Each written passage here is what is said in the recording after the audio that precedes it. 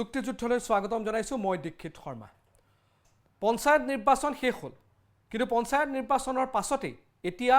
BTC অৰ্থাৎ BTR নিৰ্বাচনৰ কুচকাৱাজ আৰম্ভ হৈছে শাসকীয় দলে তাক লৈ ইতিমধ্যে বৈঠক আৰম্ভ কৰিছে আৰু অনাগত এটা বছৰৰ ভিতৰত পঞ্চায়ত নিৰ্বাচন তাৰ পিছত বিটিআৰ নিৰ্বাচন আৰু তাৰ পিছত অসমৰ বিধানসভা নিৰ্বাচন অনুষ্ঠিত হ'ব 2026 চনত এই নিৰ্বাচনে এই মুহূৰ্তত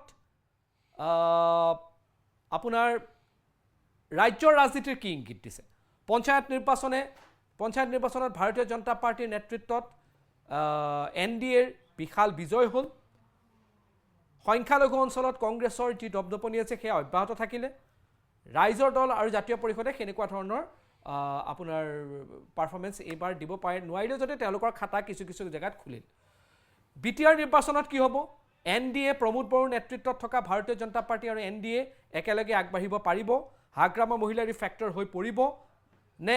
অন্য কিবা হ'ব সেই বিষয়ে আজি আমি কথা পাতিম মোৰ লগত অতিথি উপস্থিত আছে তেওঁলোকক মই প্ৰথমে চিনাই কৰাই দিছো কোন কোন মোৰ লগত আছে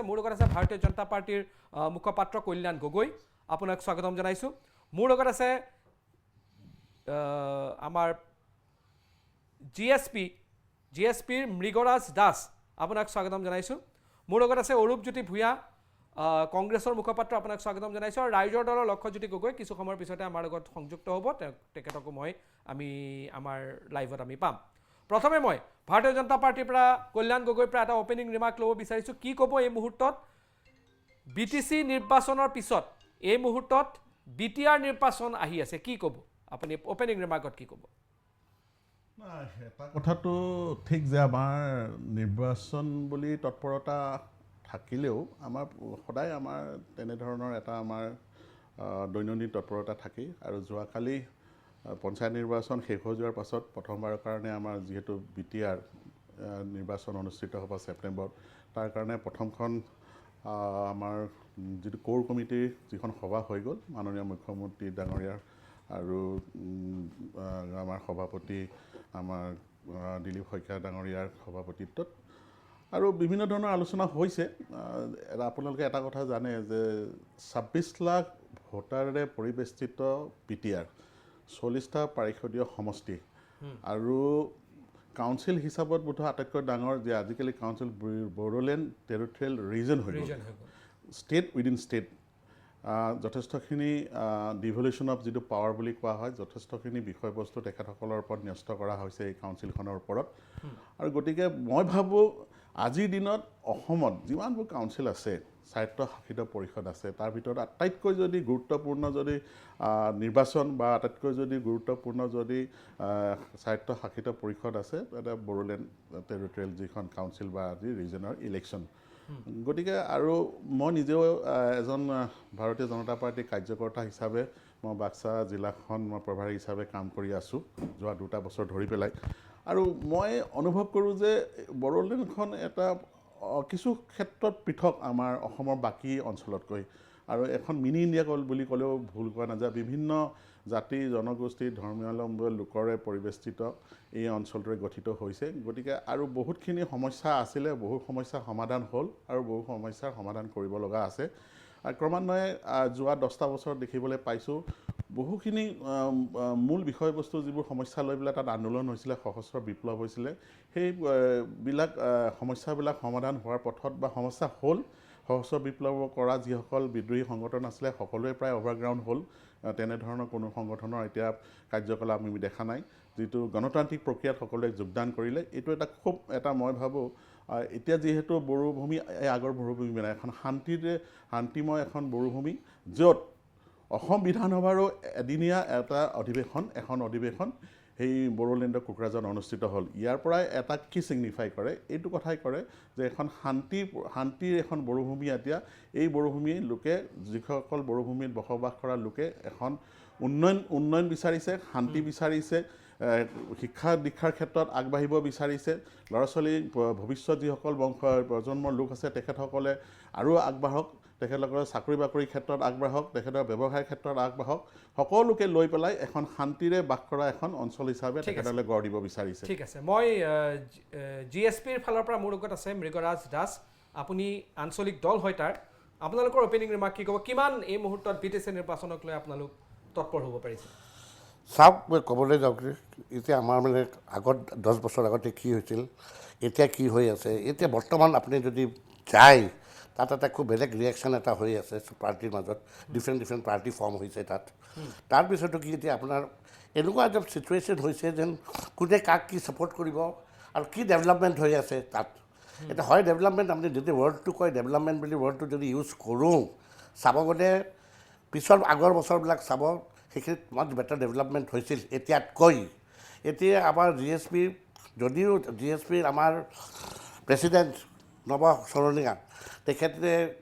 এই 10 বছৰ একো কৰিব নোৱাৰিলে যিটো পলিটিকেল ইছ্যু লৈ পেলাই তেওঁ থকাৰ পিছতো কিন্তু এতিয়াও বহুত এক্টিভ হৈ আছে আৰু তেওঁ থকাৰ পিছতো এতিয়া বহুত শান্তি হৈছে এটা টাইমত য'ত বড়োলেণ্ডত ক'লে 5টা-6টা বজাত দোকান বন্ধ হয় এতিয়া আপোনাৰ 11টা-12টালৈ চব দোকান খোলা হৈছে তাৰ লগে লগে আমাৰ তেখেতে এতিয়া আমি প্লেন কৰি আছোঁ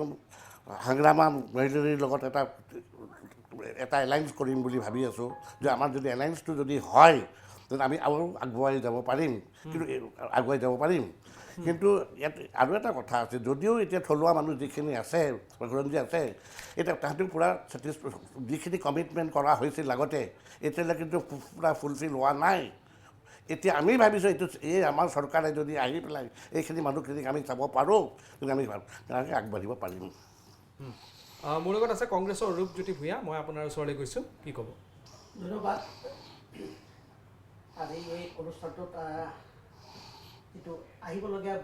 বিটিআৰ নিৰ্বাচন সম্পৰ্কত কংগ্ৰেছ দলক কোৱাৰ সুযোগ দিলে কিন্তু এই মুহূৰ্তত আমাৰ আজি শিল্পী এগৰাকী গায়ত্ৰী হাজৰিকা তেখেতে ইতিমধ্যে দেহাৱসান ঘটিছে আৰু এই মঞ্চৰ পৰা আমি তেখেতৰ মৃত্যুত কংগ্ৰেছ দলে গভীৰ সমবেদনা জ্ঞাপন কৰিছোঁ আৰু পৰিয়ালবৰ্গকো আমি সমবেদনা জ্ঞাপন কৰিছোঁ এতিয়া আহিলে বিটিআৰ নিৰ্বাচনটো আমাৰ কল্যাণ দায়ে কৈছে এটা কথাই আমি সকলোৱে জানো যে এটা সন্ত্ৰাসজৰ্জৰ এটা ৰক্তাক্ত ইতিহাসৰ মূৰত বিটিআৰলৈ কিছু শান্তি উভতি আহিছে দীঘলীয়া সময় বিটিআৰ বাসীয়ে এটা সন্ত্ৰাসজৰ্জৰ পৰিৱেশৰ মাজেদি তেওঁলোকে দিন নিয়াবলগীয়া হৈছিলে তাৰ যিটো শিশু জন্ম হৈছিলে ইও এক সন্ত্ৰাসৰ মাজতেই জন্ম হৈছিলে আৰু আমাৰ সেইবাবে আৰু যি আজি এটা দীঘলীয়া পৰ্যায় বিভিন্ন ৰাজনৈতিক দলবিলাকৰ সদিচ্ছাৰ ফলত কংগ্ৰেছেই হওক ইয়াৰ আগত কংগ্ৰেছৰ শাসনকালতো হাগ্ৰামাৰ লগত এলায়েন্স হৈছিলে তাত চৰকাৰ গঠন হৈছিলে বিটিআৰৰ এটা নতুন উন্নয়নৰ যাত্ৰা আৰম্ভ হৈছিল আৰু এই উন্নয়নৰ যাত্ৰাবিলাক এটা ৰিলে ৰেচৰ লেখীয়া এটা চৰকাৰে এটা পৰ্যায়ত এটা যেতিয়া সময় শেষ হয় এটা উন্নয়ন এক জেগাত শেষ কৰে তাৰ পিছৰ চৰকাৰখনে সেই উন্নয়নৰ ৰিলেটো আকৌ আগবঢ়াই লৈ যায় তে কংগ্ৰেছ দলৰ লগত হাগ্ৰামা মহিলাৰ মিত্ৰতা হৈছিল বিটিআৰৰ এক নতুন দিগন্ত হৈছিল আৰু আমাৰ প্ৰত্যেকটো ৰাজনৈতিক দলৰ এইটো দায়িত্ব আৰু কৰ্তব্যৰ ভিতৰত পৰে যে বিটিআৰৰ তেখেতসকল যিহেতু দীঘলীয়া সময় তেখেতসকল বহু ক্ষেত্ৰত পিছ পৰি আছিলে বা এটা পৰিৱেশৰ মাজত দুৰ্গম পৰিৱেশৰ মাজত তেওঁলোকে দিন নিয়াবলগীয়া হৈছিলে আমাৰ প্ৰত্যেকৰে দায়িত্ব আৰু কৰ্তব্য যে আমি এক সুন্দৰ বড়োলেণ্ড যোন দলেই নাহক যোন দলেৰ শাসনত নাহক কিয় এটা সুন্দৰ যাতে বড়োলেণ্ড আমি দিব পাৰোঁ সেই ৰাইজে যাতে নতুন প্ৰজন্মই যাতে শান্তিৰ বড়োলেণ্ডত জন্ম হ'ব পাৰে দিন নিয়াব পাৰে তাৰ বাবে আমাৰ সকলোৰে প্ৰচেষ্টা কিন্তু এই ক্ষেত্ৰত কিন্তু এটা কথা ক'ব লাগিব যে সিদিনাখন কিন্তু বিটিআৰত কোৱা হৈছে যে যথেষ্টখিনি বিকাশৰ ৰাস্তা মানে বাট বুলিছে বুলি কোৱা গৈছে কিন্তু সিদিনাখন কিন্তু অঞ্জলি দৈমাৰী দেৱৰ নেতৃত্বত কিন্তু এটা নতুন ৰাজনৈতিক দলো কিন্তু সেই বিটিআৰতেই কিন্তু ফৰ্ম হ'ল উন্নয়নৰ ধাৰা যদি অব্যাহত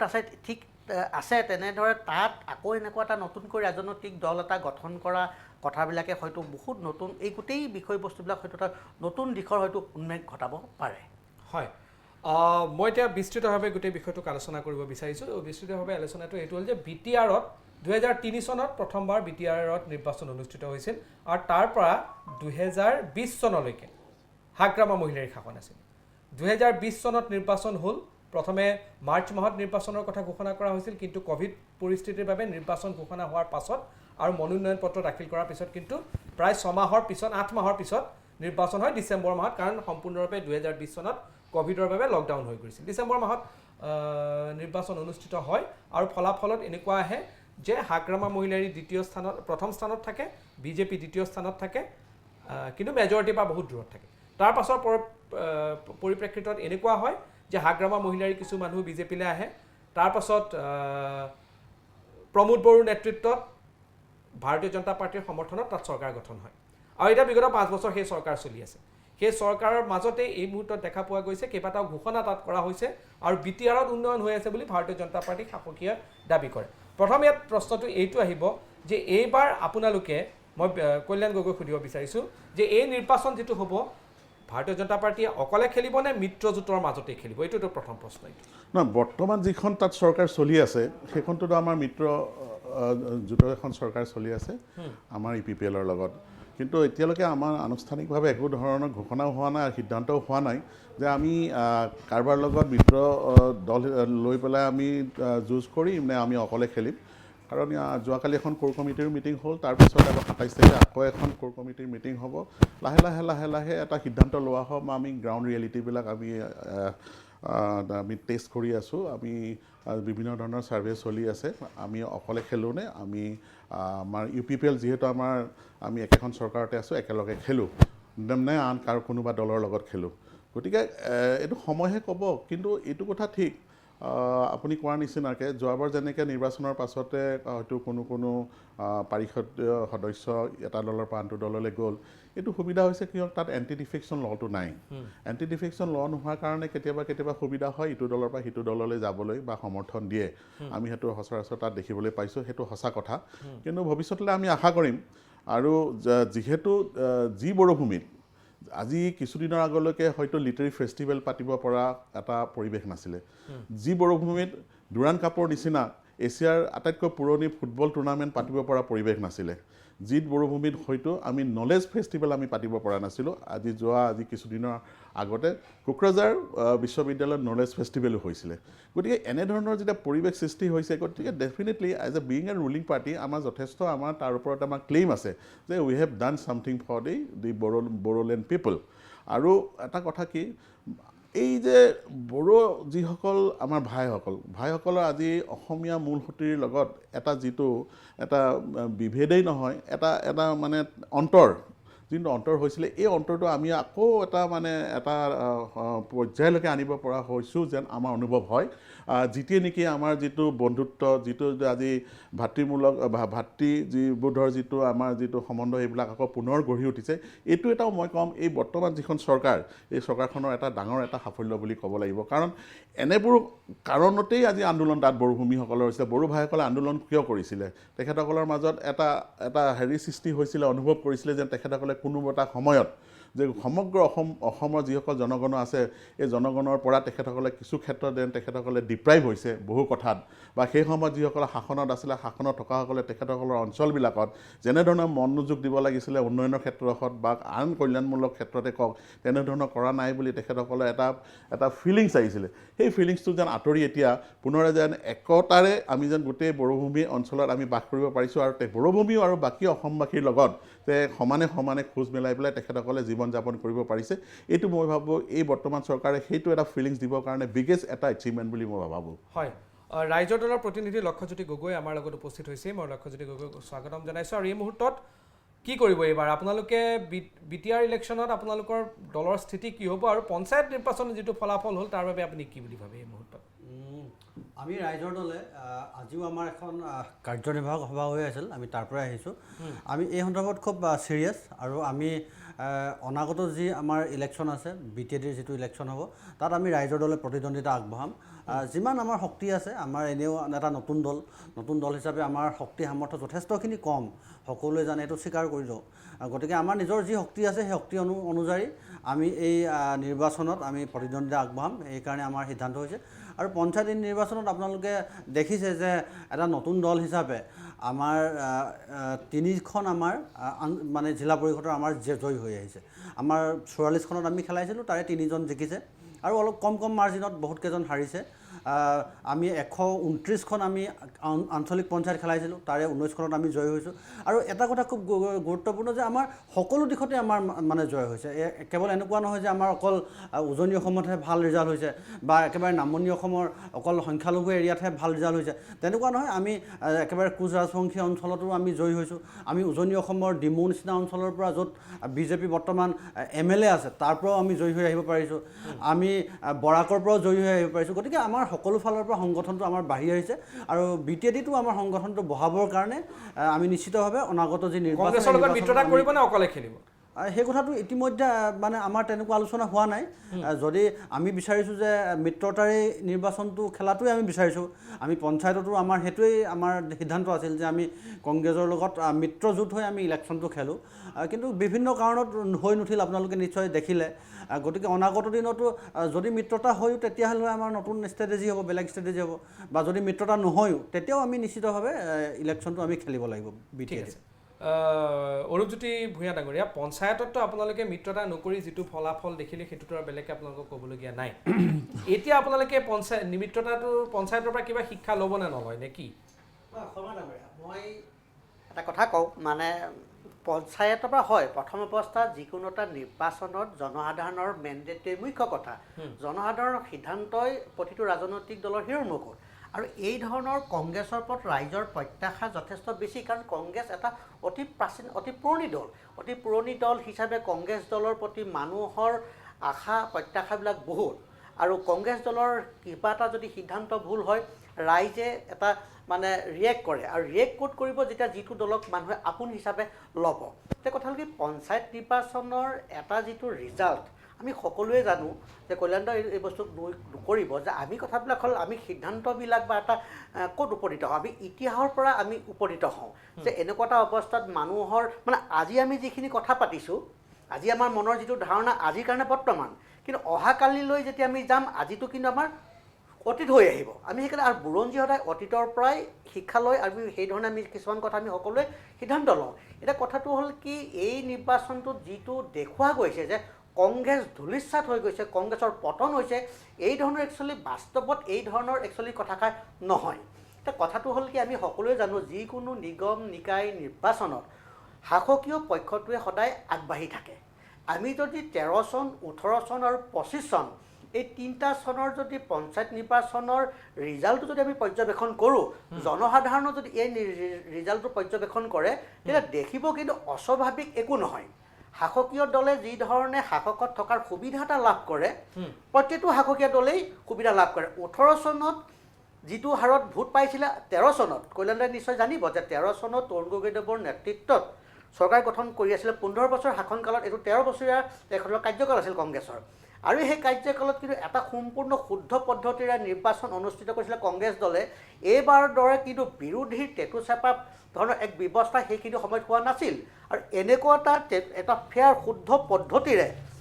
পদ্ধতিৰে নিৰ্বাচন চলোৱাৰ পিছত কিন্তু শাসকীয় দল কংগ্ৰেছ দলে কিন্তু সেইবাৰ আসন পাইছিলে 273খন আসন জিলা পৰিষদত কংগ্ৰেছ দলে আসন লাভ কৰিছিলে 273খন আৰু আজি 2025 চনত বিৰোধীৰ কণ্ঠ ৰোধ কৰা এটা অৱস্থাৰ মাজতো কিন্তু শাসকীয় পক্ষই কিন্তু 274খনহে আসন লাভ কৰিছে কংগ্ৰেছ দলে শুদ্ধ নিৰ্বাচন কৰিও বিৰোধীক এইটো সুযোগ দিছিল যে যাৰ যিটো জনসাধাৰণৰ যিটো মেণ্ডেট গণতান্ত্ৰিক প্ৰমূল্যক সন্মান জনাই কংগ্ৰেছ দলে কিন্তু কৈছিল যে কোনে ক'ত খেলা কি ধৰণে খেলা কোনো কাটো ইয়াত বাধা নিষেধ নাই গণতন্ত্ৰক সম্পূৰ্ণৰূপে মানে গণতান্ত্ৰিক প্ৰমূল্যটো কংগ্ৰেছ দলে সম্পূৰ্ণৰূপে শ্ৰদ্ধা ৰাখি নিৰ্বাচন কৰিছিলে এই নিৰ্বাচন কৰাৰ পিছতো কিন্তু কংগ্ৰেছ দলে ছিট পাইছিলে 273খন আৰু এইবাৰ বিজেপি দলে সম্পূৰ্ণ মানে এটা যুদ্ধং দেই মানে বিৰোধীৰ কণ্ঠৰুদ্ধ কৰা পৰিৱেশ সৃষ্টিৰ পিছতো কিন্তু 274খন আসনহে পালে এই ক্ষেত্ৰত কিন্তু যি ধৰণে এটা ক'বলৈ যোৱা গৈছে যে কংগ্ৰেছ ধূলিসাৎ এনেকুৱা নহয় শাসক পক্ষ তথাপিও কিন্তু আমি আৰু ভাল আশা কৰিছিলোঁ মই ক'লোঁ নহয় জনসাধাৰণে কংগ্ৰেছৰ পৰা বহু আশা কৰে আৰু সেইকাৰণে আমাৰ জনসাধাৰণৰ হয়তো আস্থা বুটলাত ক'ৰবাত হয়তো আমাৰ অকণমান হিনদেৰি হৈছে আমি নতুনভাৱে নতুন পৰ্যালোচনাৰে নতুন কৰ্ম উদ্যমৰে ভুল ভ্ৰান্তিবিলাক কৰি আৰু কিদৰে ৰাইজৰ মৰম স্নেহ আমি আস্থা বুটলিব পাৰোঁ তাৰ বাবে কংগ্ৰেছে কাম কৰি আছে কিন্তু মানে মই তাকে ক'ব বিচাৰিছোঁ মানে অৰু মোৰ ভাতৃ এটা কথা কৈছে যে কংগ্ৰেছৰ কিন্তু পঞ্চায়তৰ যিটো নিৰ্বাচনৰ বুৰঞ্জীত আটাইতকৈ যদি শোচনীয় পৰাজয় এই কংগ্ৰেছৰ এইবাৰে হৈছে আমিতো ভূপেন বৰা ডাঙৰীয়াক ক'তোতো প্ৰচাৰ কৰিব নালাগে বুলি কোৱা নাই বা আজি প্ৰদ্যুৎ বৰদলৈ ডাঙৰীয়াকে কওক গৌৰৱ গগৈ ডাঙৰীয়াকে কওক যিমানবোৰ তেখেতসকলৰ আগৰশাৰী নেতা যেনেধৰণকে যিকোনো এটা নিৰ্বাচনত মই পঞ্চায়ত নিৰ্বাচন বুলিয়ে নকওঁ যিকোনো এটা নিৰ্বাচনত যেনেকৈ জঁপিয়াই পৰিব লাগে এটা নিৰ্বাচনত এটা প্ৰচাৰৰ এটা স্তৰ থাকে প্ৰচাৰ কৰা এটা তীব্ৰতা এটা থাকে সেইটো কংগ্ৰেছৰ কিয় নাই তাৰ কাৰণেতো আমি দায়ী নহয় আমিতো কংগ্ৰেছক যে প্ৰচাৰ কৰিব নালাগে বুলিতো আমি ক'তো কোৱা মই নাই প্ৰচাৰ কৰাৰ কথাটো মই কোৱা নাই মানে মই অৰূপ যিটো কথাটো কথা এইটোৱে কৈছো, মই কোনটো কথা কৈছো মই যে আজি এনেকুৱা নিৰ্বাচন ধৰণৰ খেলা- এটা পৰিৱেশ দেখা আপুনি পাইছো জানে যে যোৰহাটৰ নগাঁৱত যেতিয়া নিশা পাৰ্লিয়ামেণ্টৰ 12-1 বজাত কৰিলে না 12-1 বজাত যদি এজন মানে পাৰ্টিটো আগবঢ়াব খোজা মানুহৰ ঘৰত যদি নিশা যদি 12-1 বজাত যদি পুলিচে যদি গৈ প্ৰশাসনজনৰ এই ধৰণে নামি পৰে দিনৰ পোহৰতো আৰক্ষী তেওঁলোকৰ তদন্ত কৰিব পাৰে তো নেতাসকল ক'ত গ'ল আপোনালোকে না মই এইবাৰ মই অৰূপ BJP এটা কথা কৈছোঁ হয়, আজি ভূপেন বৰা এইবাৰ নিজে ঘোষণা কৰিছে তেওঁ ৰঙা নদী খেলিব হয় মই নালাগে ক'ব আমাৰ ভাৰতীয় জনতা পাৰ্টি কোনো কাৰ্যকৰ্তাই ক'ব নালাগে ৰাইজৰ দল হৈ পেলাইতো অখিল গগৈ ডাঙৰীয়াই কৈছে যে ৰঙা নদীত যদি ভূপেন বৰা ডাঙৰীয়াই যদি বিধানসভা খেলিব বিচাৰিছে তেতিয়াহ'লে তেখেতে তাত প্ৰচাৰ কাৰ্য তেখেতে তীব্ৰতৰ কৰিব লাগিছিলে তেখেতে এটা কাৰণ এইটো ছেমি ফাইনেল বুলি তেওঁলোকেই কৈছে গতিকে তাতোতো ভূপেন বৰাক দেখা নাপালোঁ আৰু চাওক মই শিৱসাগৰৰ ভোটাৰ আজি যোৰহাট পাৰ্লিয়ামেণ্টাৰী কনষ্টিটুৱেঞ্চিৰ আণ্ডাৰত মই শিৱসাগৰ পৰে আমাৰ তাতে কোন সাংসদ কোন গৌৰৱ গগৈকতো মই তেনেধৰণৰ প্ৰচাৰ কাৰ্য লিপ্ত হোৱা নেদেখিলোঁ গৌৰৱ গগৈ আনকি যিমান আজি শিৱসাগৰ জিলাত 12খন জিলা পৰিষদ 12খন জিলা পৰিষদত এখনকৈ কৰিলে 12খন সভাটো এখন সাংসদৰ কাৰণে একো ডাঙৰ কথা নহয় এটা তেওঁ সাংসদ গতিকে 12খনটো নালাগে মই 3খন মিটিঙে কৰা নেদেখিলোঁ গতিকে এইটো ক্ষেত্ৰতো আমি বাধা দিয়া নাই কংগ্ৰেছৰ কি হৈছে বহুত নিজৰ ভিতৰত ইমান খাম খেয়ালি বিভিন্ন ধৰণৰ তেখেতসকলৰ লবি কেন্দ্ৰিক ৰাজনীতিত তেখেতৰ নিজেই বিধ্বস্ত হৈ গৈছে আৰু বিধ্বস্ত হৈ পেলাই এটা ডিমৰেলাইজ এটা পাৰ্টি নিচিনা হৈ পেলাই নেতৃত্ব দিব নোৱাৰা আৰু নেতৃত্বৰ অভাৱ থকা এটা মই দল হিচাপে মই এতিয়া গণ্য কৰিব খোজোঁ এইকাৰণে কৰিব খোজোঁ কালি মই গৌৰৱ গগৈ এটা ষ্টেটমেণ্ট পালোঁ যে আমি বাঘৰ নিচিনাকৈ জঁপিয়াই পৰিম বাঘৰ নিচিনাকৈ জঁপিয়াই পৰিবলৈ হ'লে বাঘ শক্তিশালী হ'ব লাগিব বাঘৰ মানে দুৰ্বল বাঘ হ'লেতো কোনো ধৰণৰ কাম নাই মইতো এতিয়া দেখা পাইছোঁ যে গৌৰৱ গগৈ যি বাঘৰ কথা কৈছোঁ এটা দুৰ্বল বাঘ খাবলৈ নোপোৱা বাঘৰ নিচিনা এইটো এতিয়া কল্যাণদাই কথাষাৰ কৈছে এতিয়া চাওক যোৰহাট জিলাত গৌৰৱ গগৈ হৰুৱাবৰ বাবে বিগত লোকসভা নিৰ্বাচনত সম্পূৰ্ণ বিজেপি দলটোৱেই তাত এটা কথা ক'ব লগা আছে হয় লোকসভা নিৰ্বাচনত গোটেই বিজেপি দল লাগিছিল হয় সেইটো হয় আৰু আপোনালোকক পৰাজিত কৰিব নোৱাৰিলে 1,40,000তকৈ অধিক ভোটত লোকসভা আপোনালোকে যে কি কয় যিটো মোমেণ্টাম আপোনালোকে পাইছে সেই মোমেণ্টামটোক আপোনালোকে ধৰি ৰাখিব নোৱাৰে নহয় এতিয়া মই সেইটো কথাই কৈছোঁ চাওক মানে মই কোনটো কথা ক'বলৈ বিচাৰিছোঁ মই সেইকাৰণে এই তথ্যখিনি দিছিলোঁ মানে কথাটো হ'ল কি প্ৰত্যেকটো নিৰ্বাচনত জনসাধাৰণে ভোট দিয়ে নহয় জানো জনসাধাৰণে যেতিয়া এটা নিৰ্বাচনত ভোট দিয়ে জনসাধাৰণৰ কিছুমান নিজস্ব চিন্তাধাৰা থাকে যে এই নিৰ্বাচনটোত মই কাক ভোট দিলে আমাৰ সুবিধা হ'ব আৰু এই নিৰ্বাচনটোত আমাক কাক ভোট দিলে সুবিধা হ'ব যে এই কথাষাৰ প্ৰত্যেকটো নিৰ্বাচনত জনসাধাৰণে চিন্তা কৰে আৰু জনসাধাৰণে চিন্তা কৰাৰ পৰিপ্ৰেক্ষিতত কি হয় কথাষাৰ যেতিয়া যিটো কথা কৈছে ডাবল ইঞ্জিন মই ভয় ভীতিৰ কথাটো মই নকলোৱেই ভয় ভীতি খোৱাৰ কথাটো মই মানে আপুনি এইটো কথা ক'ব বিচাৰিছে যে যোৰহাটৰ মানুহখিনিয়ে কংগ্ৰেছৰ চৰকাৰ হ'ব বুলি ভাবিছিলে নহয় মই সেই কথা ল'ব মই পঞ্চায়ত নিৰ্বাচনৰ কথাটোৱে কৈছোঁ লোকসভাত যদি আপোনালোকক ভোট দিছে তাৰমানে আপোনালোকে ক'ব বিচাৰিছে যে কেন্দ্ৰত বিজেপি চৰকাৰ কি কংগ্ৰেছৰ চৰকাৰ হ'ব সেইকাৰণে ভোট দিব নহয় চব কথাটো হ'ল কি লোকসভা নিৰ্বাচনত এজন প্ৰাৰ্থী নিৰ্বাচন কৰে কিয় যে সেই সমষ্টিটোৰ কথাবিলাক স্পষ্ট ৰূপত শক্তিশালী ৰূপত পাৰ্লিমেণ্টত দাঙি ধৰিব পৰা আমি এজন মানে লিডাৰ প্ৰত্যেক এইটো অকল যোৰহাট বুলি নহয় আমি দীঘলীয়া সময়ত আজি সেইকাৰণে দীঘলীয়া সময়ত প্ৰত্যেকটো মানে পৰিষদীয় মানে লোকসভা নিৰ্বাচনত আমি মানে আপুনি এই কথাটোত অহা উচিত মই ভাবোঁ আপোনালোকে স্বীকাৰ কৰা উচিত যিটো মোমেণ্টাম 1 বছৰ আগতে যোৰহাটৰ পৰা আপোনালোকে পাইছিল সেই মোমেণ্টামটোক আপোনালোকে কণ্টিনিউ কৰিব পৰা নাই আপুনি মোৰ পইণ্টটো আপুনি বুজি পাইছে মই বুজি পাইছোঁ আপুনি যিটো কথা কৈছে মই বুজি পাইছোঁ মই কৈছোঁ যে কংগ্ৰেছ দলৰ যদিও ডাবল ইঞ্জিন চৰকাৰ আছে তথাপি কিন্তু কংগ্ৰেছৰ পৰা ৰাইজৰ প্ৰত্যাশা বহুতখিনি আছে আমি এইবাৰ যিটো যদি অৱধাৰিত ধৰণৰ কাৰণ বিৰোধী দলৰ এটা ৰিজাল্ট এটা কিছু ক্ষেত্ৰত মই ক'লোঁ ইতিহাসৰ পৰা এটা ধৰণৰ থাকে যে সেই ধৰণে এটা অৱধাৰিত থাকিলেও কিন্তু কংগ্ৰেছে ইয়াতকৈ বেছি আসন পাব বুলি অসমৰ ৰাইজে আশা কৰিছিলে কিন্তু মই কিন্তু এইটো কথাটো কৈছোঁ যে অসমৰ ৰাইজৰ আস্থা বুটলাত অসমৰ ৰাইজৰ মৰম বুটলাত আমি যিমানখিনি সফল হ'ব লাগিছিলে হয় নিশ্চিতভাৱে আমি এইখিনি সফল হ'ব নাই এই কথাষাৰ মই অস্বীকাৰ নকৰোঁ এই কথাষাৰ আমি স্বীকাৰ কৰিছোঁ সেইকাৰণে কৈছোঁ যে নতুন চিন্তাধাৰে কৰ্ম উদ্যমেৰে আমাৰ ক'ত কি ভুল হৈছে এই ভুল ক্ৰুটিবিলাক নেওচি আমি পুনৰ ৰাইজৰ আস্থা মৰম স্নেহ কি ধৰণে বুটলিব পাৰোঁ তাৰ প্ৰচেষ্টাত কংগ্ৰেছলে পুনৰ কাম কৰিব কিন্তু মানে পঞ্চায়ত নিৰ্বাচনৰ ৰিজাল্টটোক চাই কিন্তু পটকৈ এটা কথা কৈ দিব নোৱাৰে যে সাংঘাতিক ধৰণৰ লোকসভা নিৰ্বাচনৰ মোমেণ্টামটোক ধৰি ৰখাত ব্যৰ্থ হৈছে কিয় এই পঞ্চায়ত নিৰ্বাচনত সেই জনসাধাৰণে বিশেষ কিছুমান পৰিকল্পনা বিশেষ কিছুমান চিন্তাৰে ভোট দিয়ে হয় আৰু ইয়াত ঠিক আছে মই যিহেতু যোৰহাটৰ লোকসভাৰ অন্তৰ্গত শিৱসাগৰো আছে মই লক্ষ্যজ্যোতি গগৈক কওঁ যে এই কথাখিনিৰ লগত আপুনি কিমান একমত হৈছে নহয় এটা কথাটো চিয়'ৰ যে জেনেৰেলি পঞ্চায়ত নিৰ্বাচন চৰকাৰী পক্ষৰ কাৰণে খুব সুবিধা হৈ থাকে কিন্তু তথাপিও আমি যদি ৰাইজৰ দল আৰু কংগ্ৰেছ যোৰহাট বা শিৱসাগৰ স্পেচিফিক সেই কথাটোৱে কৈ আছোঁ যে আমি ৰাইজৰ দল আৰু কংগ্ৰেছে যদি আমি একত্ৰিতভাৱে নিৰ্বাচনটো খেলিলোহেঁতেন তেনেহ'লে মই দৃঢ়তাৰে ক'ব পাৰোঁ যে আজি যি ফলাফল আমি লাভ কৰিছোঁ ৰাইজৰ দল বা কংগ্ৰেছে আমি বেলেগে বেলেগে খেলি তাতকৈ আমি বহুত ভাল ৰিজাল্ট আমি পাবলৈ সক্ষম হ'লোহেঁতেন যেনেকৈ মই আপোনালোকক কেইটামান মানে উদাহৰণ দি দিওঁ আমাৰ চিচি বৰগাঁৱত ৰুদ্ৰ ভূঞা বুলি আমাৰ এজন সতীৰ্থই নিৰ্বাচন খেলিছিল তেখেতে লাভ কৰিছে 9,800 ভোট বিজেপিয়ে লাভ কৰিছে 12,000 ছামথিং ভোট 12,200 মান ভোট পাইছে আৰু কংগ্ৰেছে পাইছে প্ৰায় 8,000 কিবা এটা ভোট যদি ৰাইজৰ দল আৰু কংগ্ৰেছৰ ভোটটো যদি একলগ হৈ গ'লহেঁতেন তেনেহ'লে ৰুদ্ৰ ভূঞাই প্ৰায় 5,000তকৈ বেছি ভোটত জিকি আহিলেহেঁতেন এইটো মই কেৱল ৰুদ্ৰ ভূঞাৰ এটা উদাহৰণ দিছোঁ ঠিক তেনেকৈ আপুনি গোটেই শিৱসাগৰৰ যিমানকেইটা আপোনাৰ সমষ্টিৰ ডাটাখিনি উলিয়াই চায় তেতিয়া দেখিব যে আমাৰ বিৰোধীৰ যিটো ভোট সেই ভোটটো কিন্তু বিজেপিতকৈ বহুত বেছি হৈ আছে অথচ আমাৰ বিৰোধী একত্ৰিত নোহোৱাৰ কাৰণে এই ইলেকশ্যনটোত আমি যেনেধৰণে আমি ফলাফল পাব লাগিছিল সেই ফলাফল নাপালোঁ এইটো সঁচা কথা এইটো আৰু অস্বীকাৰ কৰি লাভ নাই আৰু তৃতীয় কথাটো হ'ল যে আজি অভিযোগ আহিছে আমাৰ যেতিয়া আমাৰ পৰ্যালোচনা সভা এখন আজি আছিল সেই পৰ্যালোচনা সভাত আমাৰ জনাইছে শিৱসাগৰৰ পৰা যে কোনোবা এটা বেলট বক্সত তেওঁলোকে মানে জানি বুজি পইচা তাতে ভৰাই থৈ আহিছিল কিন্তু যিদিনাখন কাউণ্টিং হৈছে কাউণ্টিঙৰ দিনাখন সেই পইচাটো ওলোৱা নাই বুলি কৈছে এটা জেগাত কৈছে যে ভোটাৰ আই ডি কাৰ্ড এখন কোনোবাই মানে ভুলবশতঃ ভৰাই দিলে সেই ভোটাৰ আই ডি কাৰ্ডখন তেখেতে বিচাৰি নাপালে মানে কাউণ্টিঙৰ দিনাখন গতিকে এনেকুৱা অলপ সন্দেহো আছে যে ক'ৰবাত সলনি হৈছে নেকি মানে যেতিয়া ভোট দিয়া হৈছিল এবাৰতো বেলট বক্সত হৈছিলতো কাগজ মানে দিব লাগে তাতে আপোনাৰ কেইটামান ভোট চেণ্টাৰত তেওঁলোকে মানে পইচা ভৰাই দিছিল মানে 10 টকীয়া 20 টকীয়া তেনেকুৱা আপোনাৰ পইচা ভৰাই দিছিল তো পইচা ভৰাই দিয়াৰ পিছত যেতিয়া এইটো বাকচটো খুলিলে তেতিয়া সেই পইচাটো তেওঁলোকে কৈছে যে আমি বিচাৰি পোৱা নাই তাৰমানে এই যেতিয়া কাউণ্টিং হৈছে কাউণ্টিং হোৱাৰ পিছত কৈছে যে এইটো পইচাটো বিচাৰি পোৱা নাই এটা চেণ্টাৰত হৈছিল তাতে এজন মানুহৰ ভোটাৰ আই ডি কাৰ্ডখন তাত সোমাই থাকি গৈছিল তো সেই ভোটাৰ আই ডি কাৰ্ডখন যিদিনাখন কাউণ্টিং হৈছে সেইদিনা ভোটাৰ আই ডি কাৰ্ডখন বিচাৰি পাব লাগিছিল কিন্তু সেই ভোটাৰ আই ডি কাৰ্ডখন বিচাৰি পোৱা নাই বুলি কৈছে তেনেকুৱা অভিযোগ আমাৰ ওচৰত 3টামান অভিযোগ আহিছে আৰু এই অভিযোগকেইটাৰ পৰা ক'ব বিচাৰিছে প্ৰাৰ্থীসকলে এইটো আমাৰ ভাষ্য নহয় প্ৰাৰ্থীসকলৰ ভাষ্য তেওঁলোকে কৈছে যে কিজানি বা বেলট বক্সটো সলনি কৰা হ'ল নেকি এই ধৰণৰ এটা কথা আমি বুজিব লাগিব এটা কথা মই প্ৰশ্নটো মই বিৰোধীৰ এটা বুজিব নোৱাৰিলোঁ ইভিএমত পাৰিলে আপোনালোকৰ দিগদাৰ বেলেট বক্স কৰিলে আপোনালোকৰ দিগদাৰ এতিয়া কিহত কৰিব নহয় সেইটো আমি ইভিএমত ক'লে ক'ব যে